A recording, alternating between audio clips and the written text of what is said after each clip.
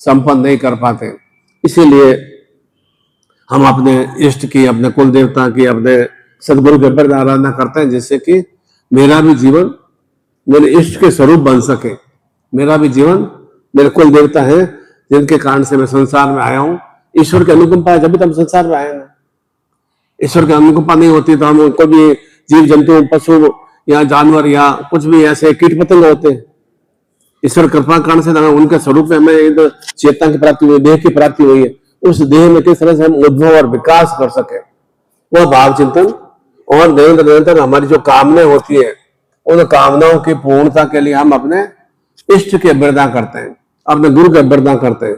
कहीं भी आपको कोई भी मुसीबत या तकलीफ आती है या परेशानी आती है, आप किससे प्रार्थना करते हो? माता पिता थोड़ी प्रार्थना करते हैं, पड़ोसी से या मित्र से या और कोई जहाँ काम करते हैं उससे प्रार्थना थोड़ी करते हैं, अपने भगवान से प्रार्थना करते हैं, मेरा यह संकट हरना। हर हर महादेव कहने का तात्पर्य क्या? ये महादेव, ये सदाशिव मृत्युंजय दाता, मेरे पापों को हरना। ओम गम गणपति कहने का तात्पर्य क्या है? कि जो विघ्नहर्ता स्वरूप में है, वे निरंतर मेरे जो भी जीवन में विघ्न आएंगे, जो अभिवृद्धि करते हैं विघ्न आते ही है। छोटा सा बीज भी जमीन में डालते हैं तो कैसे उसको संघर्ष करके बाहर निकलना पड़ता है, तब वो छोटा सा पौधे का, कौपलों का, धीरे धीरे वह पेड़ का और वृक्ष का रूप रहता है। ठीक है, उसी तरह से हम भी संसार में आते हैं तो कैसे कच्ची मिट्टी के स्वरूप होते हैं, तो कैसे हमारे माता पिता हमारा सही रूप से पालन पोषण करते हुए धीरे धीरे सुदृढ़ और मजबूत करते हैं। और सुदृढ़ मजबूत होने के बाद हम अपना कैसे वट वृक्ष की तरफ विस्तार कर सके, उस समय हमें अपने इष्ट के वृद्धा, अपने गुरु के वृद्धा, अपने कुल देवता के वृद्धा, देवी देवताओं के वृद्धा की हमें जरूरत पड़ती है। और उनका दिल भाव से, सच्चे मन से और सच्ची कामना से हम क्रिया करते हैं तो हमारी वे कामनाएं पूर्ण होती है। यह तो हिमाचल प्रदेश तो सही रूप से कहा जाए तो एक तरह से देवत्व भूमि है। देवत्व भूमि है तो निश्चित रूप से देवताओं का वास है ही, पर तो उन देवताओं को हम कैसे साक्षीभूत कर सकें, देवताओं की अनुकंपा हमारे जीवन में कैसे हो, उसके लिए विशेष रूप से क्या हमें क्रिया करनी चाहिए, वो हमें गुरु मार्गदर्शन प्रदान करता है। तो साक्षीभूत रूप से बातचीत कर सके कि अमुक अमुक मेरी परेशानियां हैं, अमुक अमुक मेरी व्यथा है, उन व्यथाओं को मैं, अपने कष्टों को, बाधाओं को मैं किस तरह से निवारण कर सकूं, तो वह हमें चेतना गुरु के द्वारा प्राप्त होती है। इसलिए बार बार कहा जाता है कि गुरु से दीक्षा आत्मसात करनी चाहिए, अर्थात मेरे जीवन में जो न्यूनता है उस न्यूनता को समाप्त करते हुए उस चीज में मैं परफेक्ट हो सकूं, निपुण हो सकूं, एक्सपर्ट हो सकूं। चाहे फॉर एग्जाम्पल मेरा शरीर ठीक नहीं रहता है, बीमार रहता हूं, या तो मुझे मेरे शरीर में कैसे बीमारी खत्म हो, कैसे मेरे कायाकल्प में परिवर्तन आए, कैसे मुझे आरोग्यता की प्राप्ति हो। मैं काम व्यापार कर रहा हूँ, नौकरी कर रहा हूँ, पर पैसा नहीं आ रहा है, या कर्जे की स्थितियां आए तो कर्जे की स्थितियां या पैसा आने की क्रिया बताने का भाव चिंतन गुरु करता है। किस तरह से एक साधना, पूजा, मंत्र जाप या शक्तिपात दीक्षा लेने से वह जो अभाव है, न्यूनता है, वह हमारी समाप्त हो पाती है। उसी के लिए समय समय पर जब भी गुरु साक्षीभूत रूप में तो गुरु दीक्षा अवश्य आत्मसात करनी चाहिए, अर्थात मेरा भी जीवन गुरु में स्वरूप में बन सके। जैसे गुरु पूर्ण रूप से एकदम सर्वश्रेष्ठ है, भगवान मेरे सर्वश्रेष्ठ है, मेरा भी जीवन सर्वश्रेष्ठ में बन सके, उसी के लिए गुरु दीक्षा का तात्पर्य। और कोई चिंतन भाव नहीं है। आपने किसी भी गुरु से दीक्षा लिया हो, किसी भी सनातन धर्म को मानते हो, उसमें कोई दोष नहीं है। और गुरु दीक्षा का तात्पर्य होता है मुझे उस क्रिया में दक्ष होना है, उस क्रिया में मुझे परफेक्ट होना है। मुझे जीवन को इस तरह से ऋण के, रस के और अभावों में, तकलीफों में, बीमारियों में, घर की चिंताओं में, परेशानियों में, शत्रु बाधाओं में मेरे जीवन खत्म नहीं करना है। तो उस वैसा जीवन तो हमारा एक तरह से कीड़े मकोड़े की तरह हमारे जीवन है। उस जीवन को हमें फिर ऐसा देवत्व शरीर हमने प्राप्त किया है और हम अपने जीवन में कुछ भी परिवर्तन नहीं कर पाते हैं, तो निश्चित रूप से हमारे जीवन तो नारकी में स्थितियों की निवृत्ति के लिए गुरु हमें चेतना प्रदान करता है। अभी हाथ जोड़ लेंगे, ओम की ध्वनि करेंगे। हरि ओम,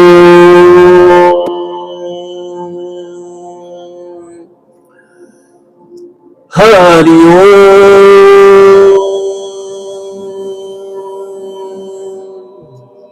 हरि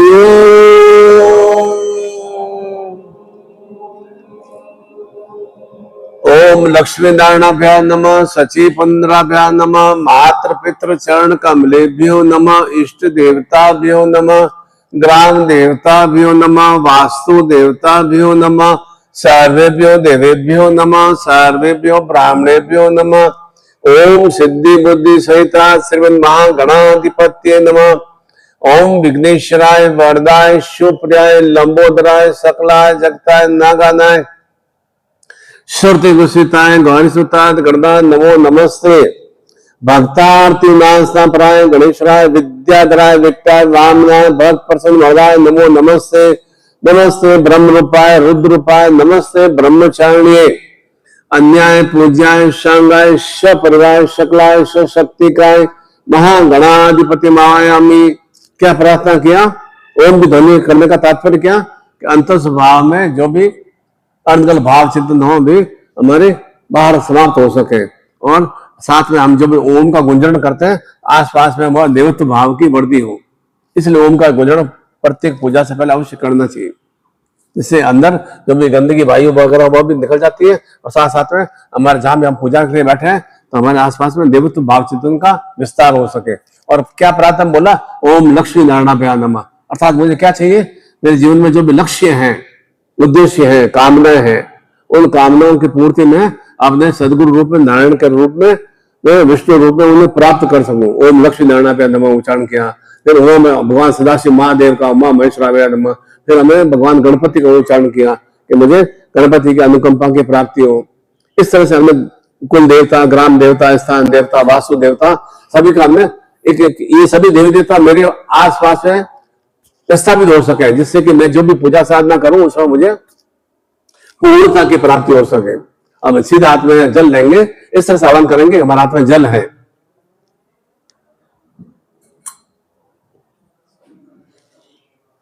भगवतो महापुरुषस्यम विष्णुरज्ञम वर्तमानस्यम नृत्य पराग्रे श्री श्वेत वाराह कल्पे अष्टाविंतिते में कलयुगे जम्बू द्वीपे भूलोके भरतखंडे संवत 2081 चैत्र मासे कृष्ण पक्ष से अष्टम्याम तिथो गुरु ग्रहे शिव दिवसे रविवार क्षेत्र मंडी क्षेत्र हिमाचल क्षेत्र भारतवर्षे निखिल गोत्रोत्पन्ने पूर्णतः सदगुरुदेव शरणाय कमलाय बिंदे दीक्षाम धारयामि। माता पिता का नाम बोलिए, पति पत्नी का नाम बोलिए, अपने संतान का नाम बोलिए। पूर्ण आरोग्यता प्राप्यर्थम अखंड सावित्री स्वाग सौभाग्यवती चैतन्यता प्राप्यर्थम पति शतायु जीवन ग्रस्त सुख वर्धी उन्नति चैतन्यता प्राप्यर्थम संतान बाल गोपाल कृष्णत्व शक्ति वर्धी चैतन्यता प्राप्यर्थम ज्ञान बुद्धि सरस्वती आज्ञा पालन सुसंस्कार वर्धी शक्ति चैतन्यता प्राप्यर्थम कार्य व्यापार रोजगार धन लक्ष्मी वर्धी चैतन्यता प्राप्यर्थम महाकाल महामृत्युंजय शतायु जीवन प्राप्ति वर्धी चैतन्यता प्राप्यर्थम सर्व तांत्रोक्त प्रेत पिशाच शरीर बंधन घर बंधन बाधा मुक्ति निवारणतम संपर्क देहि। अब बोलिए तम चित्ते मम चित्ते तम प्राण मम प्राण तम चिंतय मम चिंतय तम आज्ञा सजीवन परिपालन। अब जो मन में इच्छा कामना हो मन में धारण करते हुए जल को छोड़ देंगे।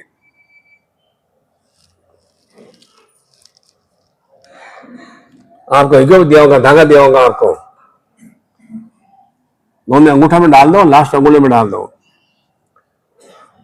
ये 3 धागों का तात्पर्य क्या है कि हमारे ऊपर देव ऋण होता है, ईश्वर की कृपा से हम संसार में आते हैं।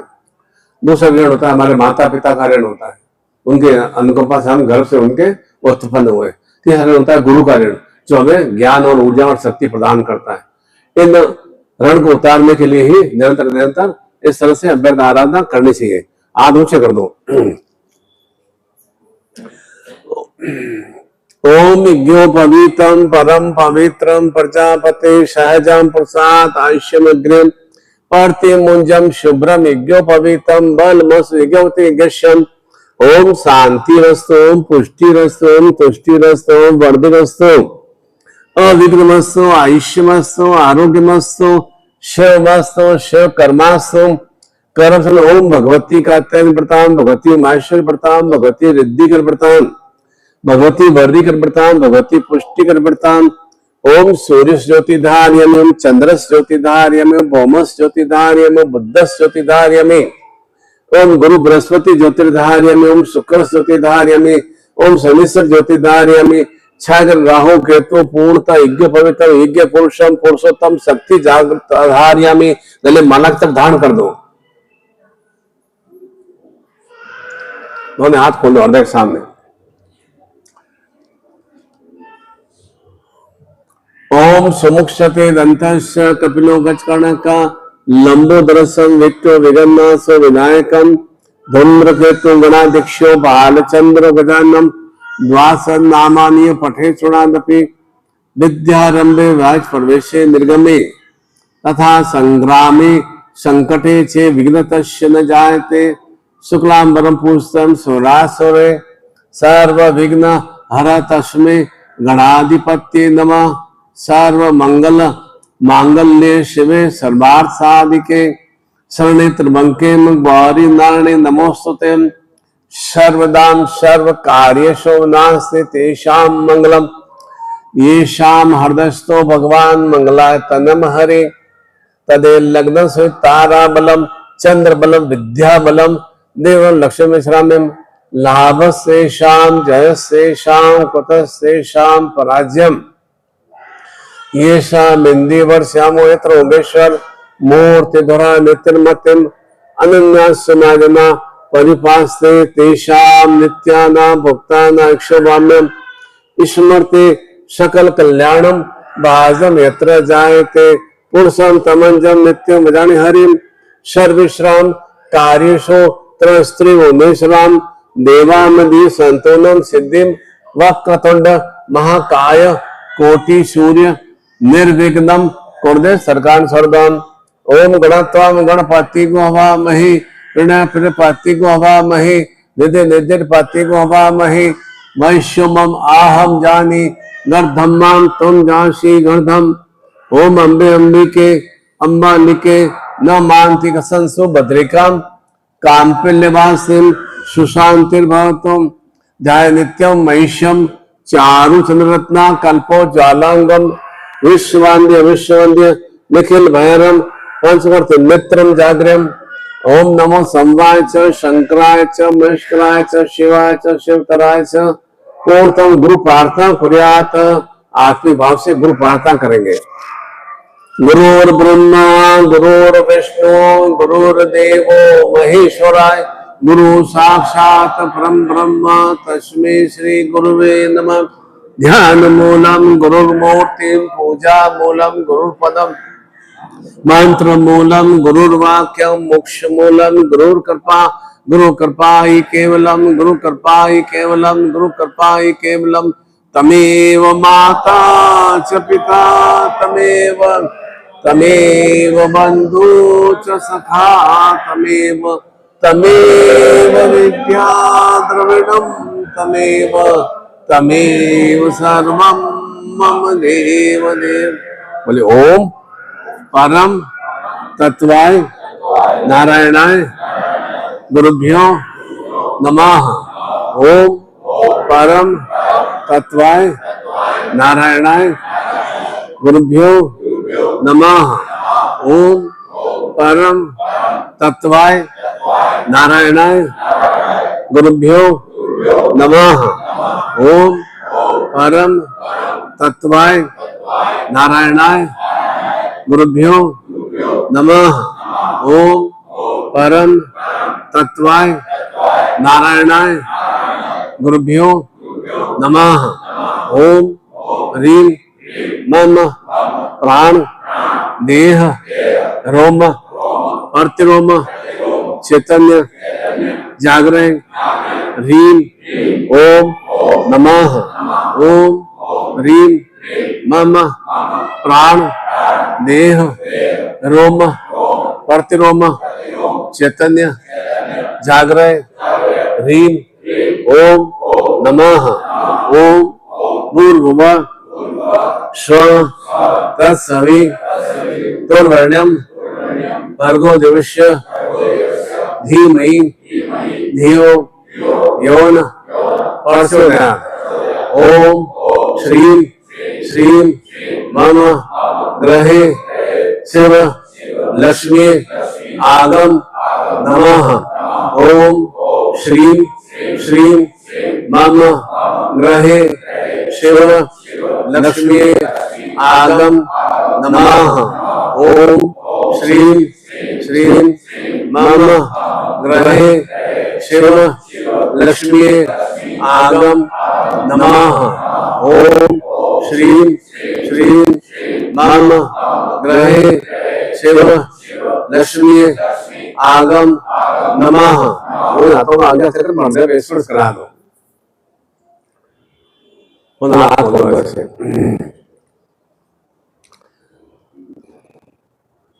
ओम स्वस्ति न सर्वान् स्वस्ति न पुंखा विश्ववेदा स्वस्ति न सहस्रनेमि स्वस्ति नो बृहस्पति धातु प्रदस्वामृत प्रसन्न मातरम शुभम व्यावानो मिथेषु जगमे अग्नि जिह्वा मनव सूचक्षो विश्वे नो देवावसागमन्य भदत कर्णे शृण्वाम देव हितम यदायु शतमिन्नु शर्दयन्ति देवाम यत्राम न सक्राम जरसम पुत्रा स्वयत्र पितरो भवन्ति मानवद्या गंतो अदिति धोर्दिन्तिरंतिक्ष माता सपिता सपुत्र विश्वे देवादिति पंच जना अदिति जातम अदिति नित्यम ध्योम मम शिष्य ग्रह सर्व सुख सौभाग्यता प्राप्यर्थम आरोग्यता प्राप्यर्थम सावित्री स्वाग अखंड सौभाग्यवती चैतन्यता प्राप्यर्थम पुत्र पौत्र कुल वंश वर्दी शक्ति चैतन्यता प्राप्यर्थम कार्य व्यापार धन लक्ष्मी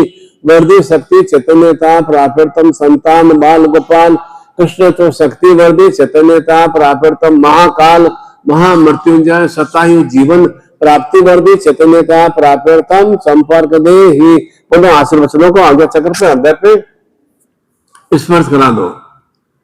कोई भी आरती भी हम संपन्न करने के बाद आरती भी लेते हैं, आज्ञा चक्र पे क्या स्पर्श के ये ज्योति जो है मेरे निरंतर मुझे ज्ञान का प्रकाश दे।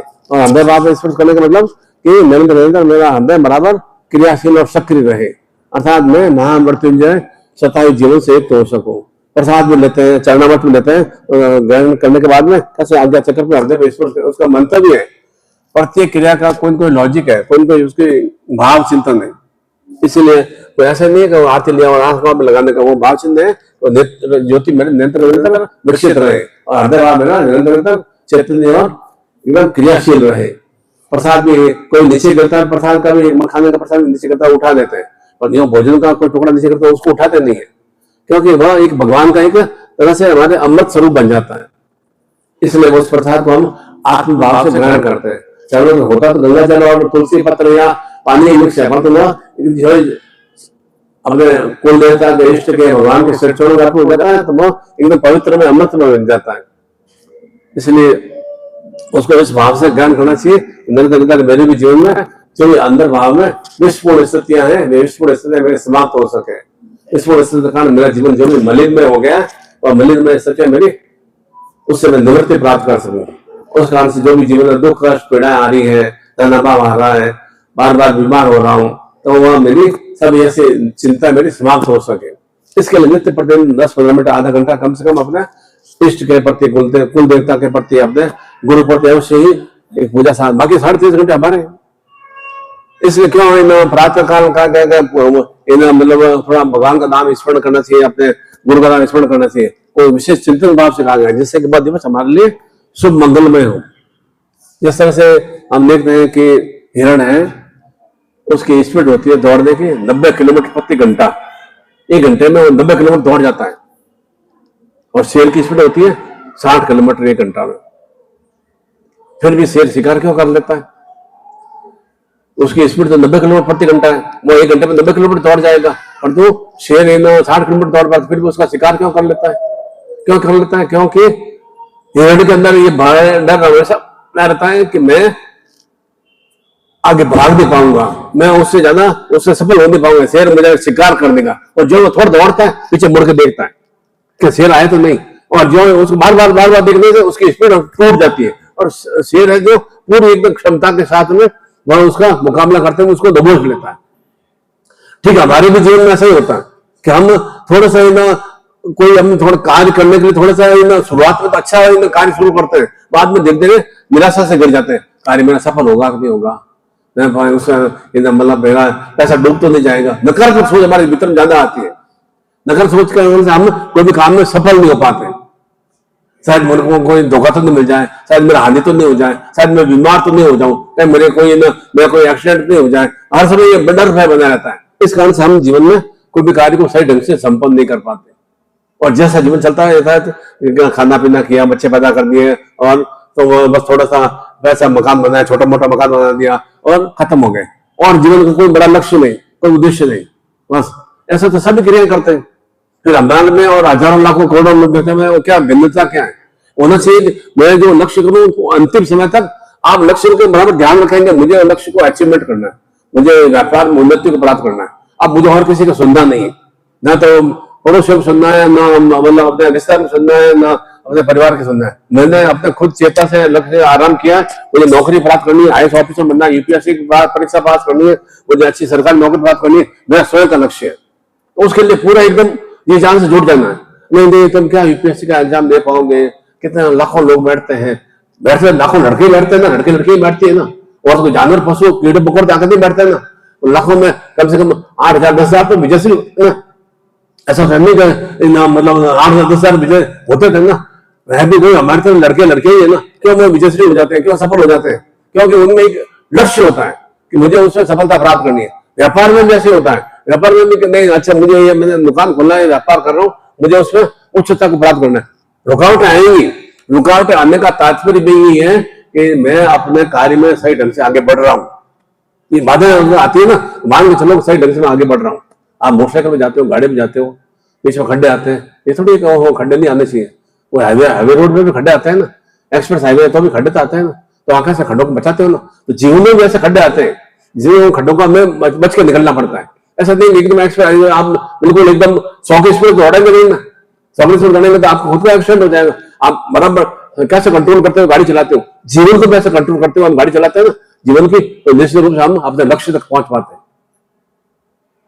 आपको यहाँ से मान लो बिलासपुर जाना है, या आपको मनाली जाना है, या कहीं भी पढ़ने जाना है, तो कैसे आप एकदम अच्छा 2 घंटे की जगह 2.25 घंटे लगेंगे, 1 घंटा की जगह 1.25 घंटा लगेगा, 1.5 घंटा लगेगा, और लक्ष्य तक 1.5 घंटे पहुंच सकते हैं ना। अब आप सब 20 मिनट में पहुंच जाऊं तब तो आपका ये हम चाहते हैं कि मैं अपना व्यापार में भी जल्दी से जल्दी उच्च तक प्राप्त हो जाऊं। जल्दी से उच्च तक प्राप्त हो सकते हैं। आपका कार्य करने की शैली कैसी है, कार्य करने का भावचिन्ह कैसा है, और कैसे आप उसमें ध्यान से दे रहे हैं, उसके कारण से हमें उसमें सफलता मिलती है। एक बार क्या हुआ कि एक छोटा सा राज्य था, 200 साल पहले की बात है, सत्य घटना है ये। छोटा सा राज्य था, पास वाला जो देश था वो बहुत बड़ा, उसकी विशाल सेना थी। अब होता नहीं, पहले तो ये होता था कि कोई भी छोटा राज्य को बड़ा देश उसको दबा देता था, अपने पंजे में ले लेता था, अपने क्षेत्र में मिला देता था। छोटे राज्य के गुप्त से सूचना मिली कि पड़ोसी राज्य वाला जल्दी ही इस हमारे देश पर आक्रमण करने वाला है। गुप्तचर जाके मंत्री को सूचना दिया, मंत्री ने जाके राजा को बताया कि हमारे देश पर जल्दी ही पड़ोसी देश वाले हमारे को आक्रमण करने वाले हैं और हथियारने वाले हैं, और हमें सबको बंदी बना लेंगे। तो राजा ने सबके साथ में मंत्रीगणों के साथ में मीटिंग किया, क्या करना चाहिए। एक मंत्री जो था, राजमंत्री था, उसने कहा, सलाह दिया कि हमें शत्रु पर आक्रमण कर देना चाहिए। तो राजा ने कहा हमारी तो बहुत सेना बहुत छोटी है, छोटा सा तो प्रदेश है हमारा, बहुत छोटी सेना है, हम कैसे उसका मुकाबला कर पाएंगे। तो मंत्री ने कहा कि अभी वो तैयारी कर रहे हैं, बड़े देश वाले हमारे पर आक्रमण करने की तैयारी कर रहे हैं, हम अचानक उसको पर अटैक करेंगे, मरना तो वैसे ही है, हम अगर कुछ भी उनका मुकाबला नहीं करेंगे मरना तो वैसे ही है, मरने तो बनना ही बनना है, वो हमें विजय से बात कर लेंगे, कुछ मुकाबला नहीं करेंगे तो क्या नहीं हम मुकाबला करते हुए मरे। राजा को बात जच गई, सब सेना को इकट्ठा किया, आदेश दिया कि हमें कल ही सुबह कूच करना है पड़ोसी देश पर आक्रमण करने के लिए। जनता को भी थोड़ा प्रोत्साहित किया, जनता भी तैयार हो गई लड़ने के लिए। अब दूसरे देश में जाना था आक्रमण करने के लिए, बीच में एक पुल बना हुआ था, नदी पार करके जाना था। नदी पार कर दिया, सब सेना ने नदी पार कर दी, छोटे से देश के नदी पार कर दिया। राजा ने क्या किया, उस पुल को पीछे विस्फोट करके मतलब तोड़ दिया, मतलब जला दिया। अब राजा ने कहा कि देखो हमारे पास एक ही विकल्प है, या तो हमें विजयश्री को प्राप्त होना है या बढ़ना है, अब वापस हम लौट नहीं सकते, और लौटने के रास्ते मैंने बंद कर दिए। तो सैन्य में और जोश आ गया, और सैन्य में जोश आ गया तो उन्होंने जो बड़ी सेना थी उसके ऊपर आक्रमण कर दिया, उनके ऊपर देश नाबूद कर दिया, उनके ऊपर विजयश्री प्राप्त कर ली। एक छोटे से देश में उस बड़े देश पर विजयश्री प्राप्त कर लिया और उसको अपने आधिपत्य में ले लिया।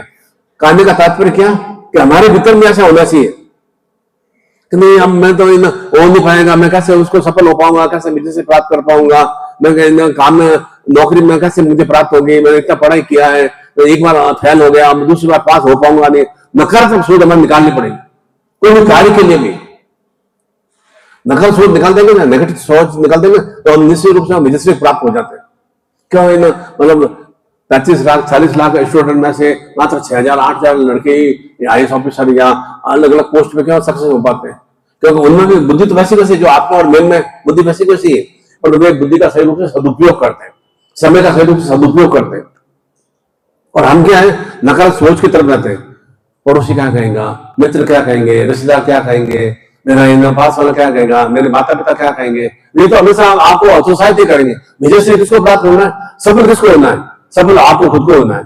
तो उसके लिए आप किसी और उन बातों को सोच के कोई कार्य करेंगे तब तो आप सफल नहीं होंगे। परीक्षा में कौन बैठता है, परीक्षा में स्टूडेंट बैठता है, उसको 3 घंटे में सब कुछ लिखता है, उसको माता पिता तो आशीर्वाद दे देंगे, बेटा तू सफल हो गया ना, है ना, वो आशीर्वाद उनका काम आता है, पर उनका टैलेंट जो ज्ञान है उसे करने से सफल होते हैं ना। अब माता पिता ये कहता है कि नहीं बेटा तू तो फेल हो जाएगा, कुछ पढ़ाई किया नहीं है, कुछ ऐसे ही हो जाएगा, निराश। तो निराशा तो हमारे भीतर में आ गई ना, तो हम सोचेंगे नहीं नहीं माता पिता ने कह दिया है और उसने कह दिया कि नहीं हम पास नहीं हो पाएंगे, तो वो असफल हो जाता है। सोच हमारी बदलनी पड़ेगी हमें। अब सोच में बदलते हैं ना तो हमें विजयश्री प्राप्ति हो पाते हैं। भगवान का नाम लेने से क्या होगा ना, पूजा पाठ करने से क्या होगा ना, ऐसा करने से क्या होगा, किसको क्या मिलना क्या है, तो मतलब क्या है, नकार सोच आ गई ना, इसका मतलब क्या है, आप में काम करने की क्षमता नहीं है, इच्छा शक्ति नहीं है। आप फिर कहते हैं काम करने की इच्छा तो है, मुझे सफल तो होना ही है, व्यापार में अच्छा उन्नति प्राप्त करनी है, मुझे नौकरी अच्छी सरकारी नौकरी प्राप्त करनी है, और तो सरकारी नौकरी के लिए मेरे अंदर जो ज्ञान है उसको मैं उपयोग नहीं कर पा रहा हूँ, तो मुझे सरकारी नौकरी कैसे प्राप्त होगी, मैं व्यापार में कैसे उन्नति प्राप्त करूंगा, मैं मकान तो बनाना ही है और मेरे पास पैसा नहीं है, पैसे के लिए मुझे कर्म तो करना पड़ेगा ना। भगवान तो यही कहते हैं ना, कर्म आप शुरुआत करो, कर्म अच्छा शुरुआत करेंगे निश्चित रूप से आपको फल अच्छा प्राप्त होगा ही होगा। गुरु भी यही कहता है, कार्य तो पहले आपको शुरुआत करना ही पड़ेगा, ईश्वर का नाम लो, गुरु का नाम लो, साथ साथ में कर्म भी करते रहो। कर्म करते रहेंगे तो निश्चित रूप से अब सो फल ही प्राप्त होगा, और कर्म भी नहीं करेंगे तो क्या होगा, निष्फल की प्राप्ति होगी। अर्थात हमने तो काम ही शुरू नहीं किया तो मुझे उसका फल प्राप्त हो गया नहीं।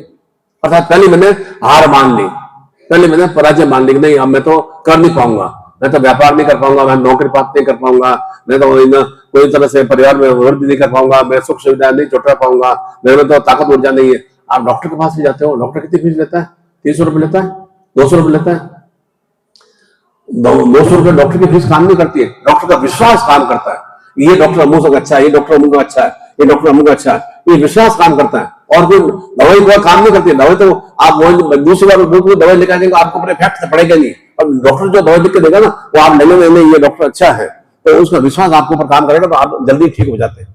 ठीक उसी तरह विश्वास कहां से हुआ, अंतर्भाव विश्वास हुआ, नहीं अमुक अमुक डॉक्टर मिलने अच्छा है, मैं बताता हूँ मेरे बच्चे एकदम ठीक हो जाते हैं, बच्चों को बुखार आता है या कोई जॉन्डिस हो जाता है या और कोई प्रॉब्लम हो जाती है, बच्चा ठीक हो जाते हैं, विश्वास काम करता है। ठीक उसी तरह से आपका भी आपके इष्ट के प्रति आपके गुरु के प्रति विश्वास होगा तो निश्चित रूप से आप उसमें सफल अवश्य होते ही है।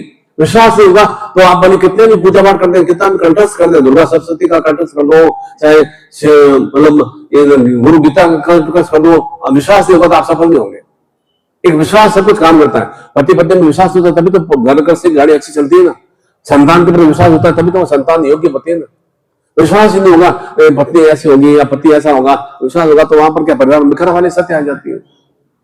निरंतर विश्वास के साथ श्रद्धा उत्पन्न होती है, श्रद्धा के साथ समर्पण उत्पन्न होता है। समर्पण का मतलब ये नहीं कि आपको सरेंडर बनना है, कोई एकदम गुलाम नहीं बनना है। सरेंडर का मतलब कि मुझे उस कार्य के प्रति अपने आप में निपुण हो जाना है, उस कार्य के प्रति मुझे उसमें एकदम रूप से रहना है, मुझे उस कार्य का मेरा लक्ष्य ध्यान रखना है। नित्य प्रति उठते ही ये चिंतन करना है कि आज मैंने क्या मुझे कार्य करना है और कल मैंने क्या क्या मैंने कार्य किया, कहां पर कार्य में मेरी कमी रही, आज मैं उसको कार्य को मैं किस तरह से और अच्छा करने की कोशिश करूं, तो निश्चित रूप से कल की अपेक्षा, कल सैटरडे की अपेक्षा आज रविवार को आप अच्छा काम कर पाएंगे। रविवार के बाद मंडे को और अच्छा काम कर पाएंगे, तो धीरे धीरे क्या होगा, आप प्रोग्रेस की ओर अग्रसर होंगे। इसलिए अभी आने वाला ये सूर्य ग्रहण का पर्व, जैसे मैंने बताया कि सूर्य ग्रहण के साथ ये 9 वर्ष प्रारंभ हो रहा है। तो सूर्य ग्रहण का तात्पर्य क्या है, अभी चंद्र ग्रहण भी होने के दिन व्यतीत हुआ है, अर्थात हमें सूर्य की तेजस्विता को ग्रहण करना है। क्यों मतलब सूर्य ग्रहण गए, चंद्र ग्रहण से मंदिर कपाट बंद क्यों कर दिए जाते हैं, कि आप अपने घर में पूजा स्थान में बैठकर अपने इष्ट का, अपने गुरु का, अपने कुल देवता का नाम का स्मरण करें, इसे साधना पूजा करें। उस समय आपको मंदिर में जाने की आवश्यकता नहीं, अपने घर के भीतर में मंदिर में आप पूजा स्थान में बैठ के करें, उसे आप ग्रहण की शक्ति प्राप्त करना है। वहां कोई दोष नहीं है, तो सूर्य ग्रहण लग गया है, चंद्र ग्रहण लग गया, दोष नहीं है। वह एक बहुत अच्छा शुभ अवसर होता है, शुभ समय, शुभ काल, शुभ के समय हम कोई भी क्रिया करते हैं उसका हमें शुभ फल की प्राप्ति होती है। बच्चों को शादी करते हैं, पंडित से मुहूर्त बुलाते हैं ना, अभी मुहूर्त तो बड़ी, अभी 6 अप्रैल का भी मुहूर्त अच्छा है और 19 अप्रैल का भी मुहूर्त अच्छा है, पर उस समय तो आप शादी नहीं करोगे, आपको लगेगा कि अक्षय तृतीया है उस समय मुझे शादी करना है, या मतलब 29 जून का अच्छा मुहूर्त है, उस समय पंडित जी बताएंगे दोनों का कुंडली देखकर विवेचन करके उस समय करना है। या फिर आप देखोगे नहीं अभी तो मेरे पास व्यवस्था नहीं है, अक्टूबर नवंबर का डेट निकालो पंडित जी, तो अक्टूबर नवंबर डेट देखेंगे। पितृपक्ष में तो शादी नहीं करोगे ना, श्राद्ध पक्ष में शादी नहीं करोगे ना, शुभ मुहूर्त में करने से क्या फायदा है कि मेरे परिवार में अच्छे कुल वंश की वृद्धि हो।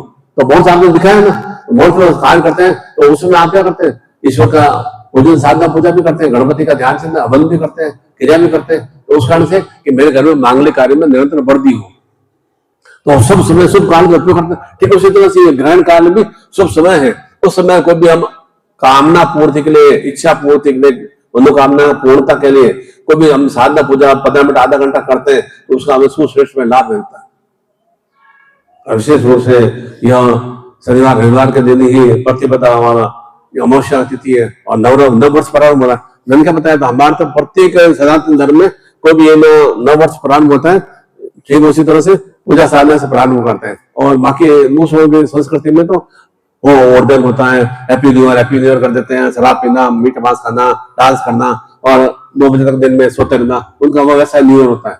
उससे मिलता क्या है, और हम 9 दिन तक पूजा साधना करते हैं तो शक्ति भाव की प्राप्ति होती है कि मेरे निरंतर मैं शक्ति ऊर्जा से युक्त हो सकूं।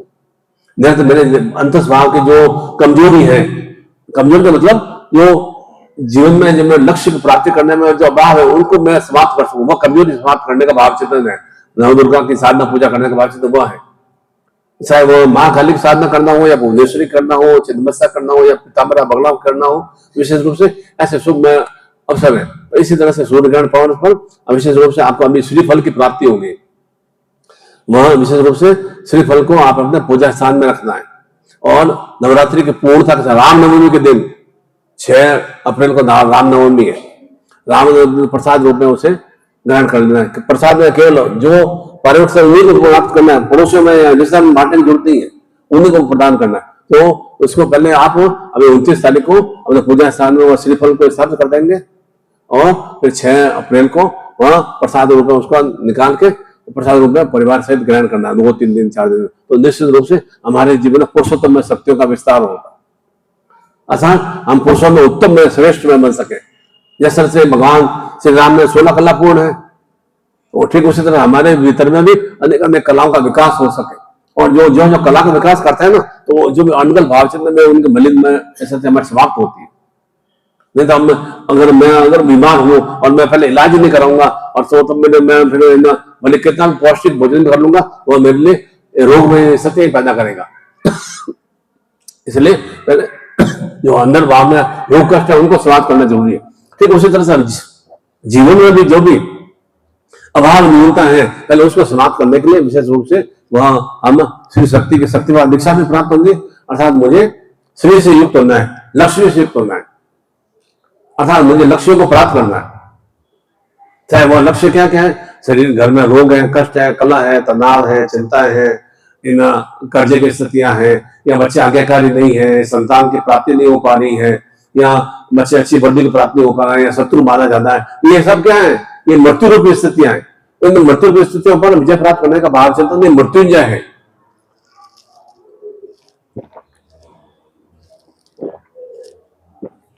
इसलिए अभी और साथ में 9 वर्ष प्रारंभ हो रहा है, 2000 से प्रारंभ हो रहा है। तो विशेष रूप से हमारे ये घोड़चादर जो है, ये कोई पीला कपड़े का टुकड़ा नहीं है, ये हमारे एक तरह से रक्षा कवच है। हम सदगुरुदेव का चेतन भाव से उसको आत्मसात किया हुआ, तो उसको नूतन रूप में अवश्य धारण करना चाहिए। आप फटा पुराना शर्ट या पैंट पहनते हो क्या? फटे पुराने बनियान कुछ पहनते हो क्या? उसको कैसे त्याग देते हैं? साड़ी या सूट होता है तो त्याग देते हैं ना। ठीक उसी तरह से इसकी ऊर्जा भी 6 महीने तक ही रहती है। 6 महीने बाद उसको चेंज कर देना चाहिए, परिवर्तन कर देना चाहिए। ये जैसे कि आपके यहाँ पर गणपति हिसाब में करते हैं, जो भी है ना, अनंत चतुर्दशी के बाद में गणपति पर्व आते हैं, गणपति हिसाब से करते हैं, अनंत चतुर्दशी पर्व करते हैं। नवरात्रि में हम दुर्गा हिसाब से करते हैं, 9 दिन बाद उसको विसर्जन करते हैं ना, तो उसको 9 दिन तक उसकी ऊर्जा चेतना रहती है। उसके बाद में क्यों विसर्जन किया जाता है? कि वे पुनः वरुण देवता में समाहित हो सके। जल का हाथ में संकल्प लिया जाता है कि जल से माध्यम से जीवन में वृद्धि होती है। जल के माध्यम से ही जीवन में इन प्राण, जब संतान उत्पन्न होती है तो माँ पहले क्या करती है? अपना दुग्ध पान कराती है, जल के रूप में दुग्ध पान कराती है, जिससे उसके वह शरीर से पुष्टता आती है। मृत्यु होने पर क्या करते हैं? अम्मा अपने माता पिता की मृत्यु हो रही है तो हम गंगा जल उसके मुख में डालने की क्रिया करते हैं, जिससे कि उनको मुक्त तक की या मोक्षता की प्राप्ति हो सके। ठीक उसी तरह से रस वीर रोज की भी जल से ही प्राप्त होते हैं। रस वीर से ही हमारे संतान सुख की प्राप्ति होती है, पौष्टिकता की वृद्धि होती है। इसलिए वरुण देवता को, जल देवता को अग्नि जल पृथ्वी वायु आकाश में सर्वश्रेष्ठ जल देवता को माना गया है, वरुण देवता माना गया। इसलिए वो संकल्प भाव से नित्य संकल्प भाव से नित्य चिंतन करना है, कल मैंने क्या क्रिया की है, आज मैं उसमें कैसे और अच्छा चेंज करूं। जितना मैं अपना पे चेंज करूंगा उतना मेरे जीवन में अच्छा परिवर्तन आएगा। मैं अपना पे चेंज नहीं करूंगा तो मेरे जीवन में कोई परिवर्तन नहीं आएगा। वैसे ही बस जीवन मुड़ता रहेगा, ऐसे ही चलता रहेगा और उससे कुछ परिवर्तन आएगा नहीं। जीवन परिवर्तन जानना है, नहीं मुझे इन निवृत्ति रूप से निवृत्ति प्राप्त करना है, तब तो आप श्रीफल और वो शक्तिपात की दीक्षा प्राप्त करना। और नहीं तो ऐसे चलने दो ना। जीवन तो क्या गुरु जी 50 साल व्यतीत हो गए, 60 साल व्यतीत हो गए, 40 साल हो गए, अब तो कुछ होने का नहीं है। तो होने का नहीं है इसका मतलब क्या? पहले अपने आप में हताश निराश हो गए, पहले अपने आप ने पराजय को स्वीकार कर लिया। पराजय के लिए हम संसार में नहीं आए। समुद्र मंथन हुआ तो एक तरफ सब देवी देवता थे और एक तरफ असुर राक्षस थे, मत से मत रहे थे। सब तरह के मतलब रत्न आभूषण निकले, अमृत भी निकला, विष्णु भगवान अमृत कलश लेकर प्रकट हुए।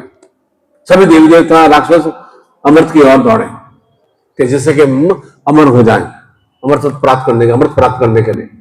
पर तो भगवान सदाशिव महादेव ऐसे थे जिन्होंने वो दौड़े नहीं, केवल उन्होंने विष को ग्रहण किया, विष को ग्रहण किया, अमृत को अमृत प्रदान किया उन्होंने। बाकी सभी देवता, इसलिए उनको देवों का देव महादेव कहा जाता है, भगवान शिव को इसलिए महादेव कहा जाता है।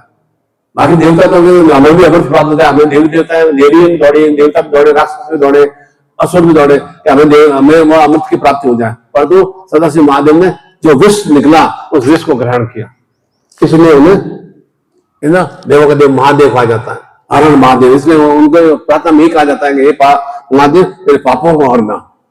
बाहर चिंतन हुआ है निश्चित रूप से। एक तरफ कौरव और पांडवों में युद्ध हुआ, कौरव अक्षों में सेना थी, दुर्योधन के 100 मतलब भाई थे, परंतु सभी कौरव सेना अक्षों सेना केवल भगवान श्री कृष्ण पांडवों की तरफ थे और 5 पांडव थे और वे विजयश्री को प्राप्त हो गए। क्यों प्राप्त हो गए? क्योंकि उनके पास में देवत्व शक्ति थी, इसलिए विजयश्री प्राप्त हुए। तो हमारे पास में भी अगर अपने गुरु की शक्ति, देवत्व शक्ति होगी, हमारे पास भी शक्तिपात दीक्षा का शक्ति का वाचित होगा, निश्चित रूप से हम भी सुसफल में विजयश्री प्राप्त हो सकते हैं। क्या स्वयं कहा जाता है, योग की शक्ति होनी चाहिए, अर्थात दवा और दुआ दोनों साथ साथ होनी चाहिए। कर्म मैं करूंगा पर साथ साथ मेरे साथ में इष्ट की, मेरे गुरु की शक्ति भी हो।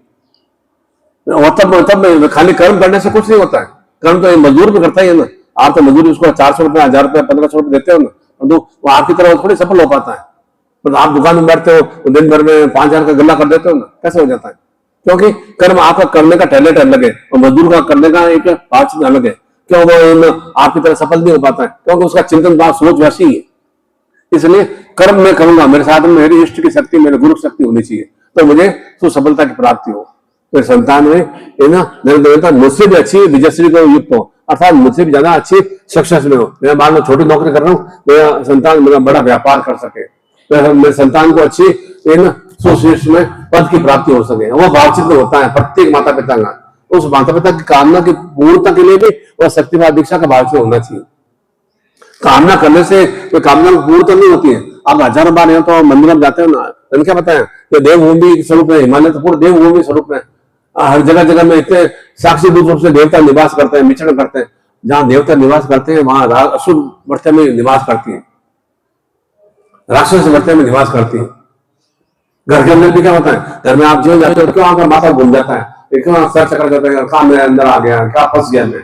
और बाहर रहते हो कैसा एकदम अपने आप में शांत और कूल में रहते हैं। क्यों? क्योंकि घर में असुर वृत्तियां देवता में निवास करती है। इस कारण से घर में वो तंत्र प्रयोग या प्रेत पिशाच वाला क्यों आपको भ्रमित करता है, क्यों अकाल मृत्यु से हमारे संतान ग्रसित हो जाती है, क्योंकि कौन कुछ हमारे परिवार के ऊपर तंत्र प्रयोग हो रहा है। उस तंत्र प्रयोग को प्रेत पिशाच के निवारण के लिए शक्तिपात की दीक्षा अवश्य प्राप्त करनी चाहिए, नहीं तो ऐसी बीमारी चलती रहेंगी और बीमारी चलते चलते हम तो अकाल मृत्यु से ग्रस्त हो जाएंगे, मृत्यु को जल्दी प्राप्त हो जाएंगे।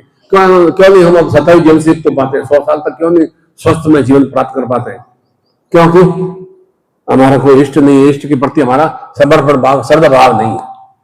जब इष्ट के प्रति श्रद्धा भाव ही नहीं होगा कि नमन कर देंगे, नवरात्रि आएगी, दुर्गा का मंदिर है, नमन कर दिया तो जय माँ का दुर्गा, जय माता दी, जय माता दी, जय माता दी करने से जय माता दी थोड़ी जाती है कोई। अर्थात जय माता दी करना मेरे मातृत्व शक्ति मेरे भीतर में आत्मसात हो तो मेरी विजयश्री की प्राप्ति हो, वह जय माता दी का तात्पर्य है। अगर जय माता दी करने से नहीं होगा।